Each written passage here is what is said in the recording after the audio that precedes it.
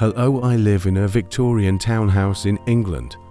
Over the last few years, we have added a new kitchen and bathrooms, decorated throughout, created a small courtyard garden, and also restored and reinstated original features such as marble fireplaces and stained glass. Our aim was to allow our house to be a home to meet the needs of our family, but also paying homage to her history. I shared my front door makeover last year, but thought you may like to see some other rooms. If you love cozy interiors, southern style, or turning small spaces into sanctuaries, please like, comment, and subscribe to Haven and Hand for more stories of handmade homes and hearts at rest.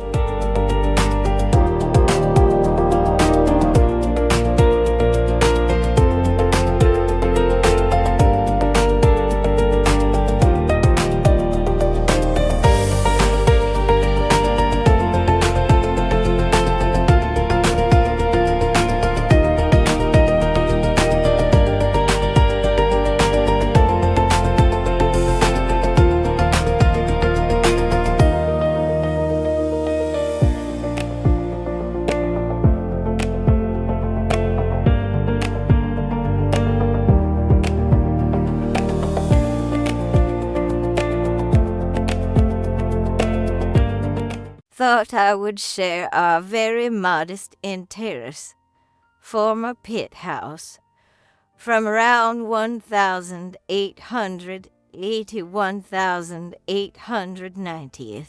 We've been here for nearly 10 years, and in this time, it's given us lots of damp problems, wonky walls and floors, faulty pipework and electricity, but also some lovely memories. It was pretty cheap to buy, and it stayed cheap to run, so very grateful for that during the last few years. Doesn't have as much character as I'd like, but we've injected our personality in it over the years. My interior style isn't for everyone, but I love color, mid-century furniture, and second-hand everything. If you enjoy real homes, bold color, and interiors made with meaning, please like, comment, and subscribe to Haven and Hand for more stories of imperfect spaces, made beautiful through personality and care. Every like and share helps others feel seen in their own unique homes.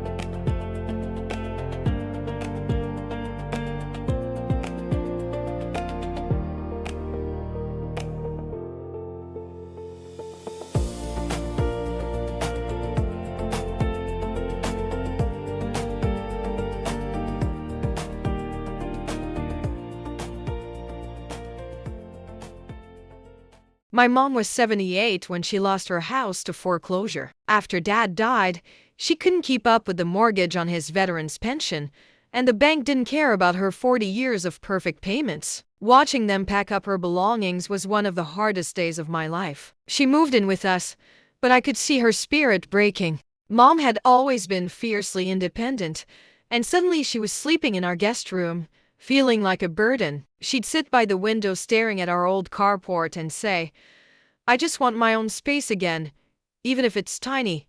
That's when the idea hit me. Why not turn that unused carport into a little home for her? I drew up the plans myself on a napkin at a.m., sketching out how we could enclose it and make it cozy. Everyone said I was crazy, that it was too small, but I knew Mom didn't need much. She needed dignity and independence more than square footage. The hardest part was doing it on a tight budget, but I found amazing crafters on the To-Do app who helped with custom touches. The yellow quilt you see was made by a woman who heard Mommy's story and insisted on creating it at cost. The rustic signs and decorative touches came from other small businesses there who understood what this project meant. When we surprised Mom with the keys to her new house, she cried for an hour. "It's perfect," she kept saying. "It's mine."